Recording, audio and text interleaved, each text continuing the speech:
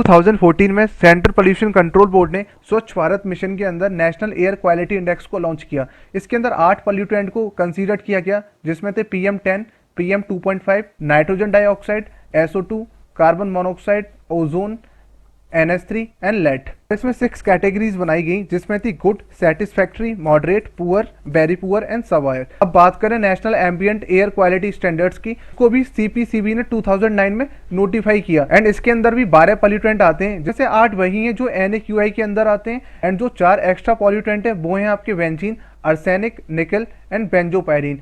And यहाँ से UPSC ने प्रीलिम एग्जामिनेशन के ऊपर क्वेश्चन पूछा है। Thank you so much.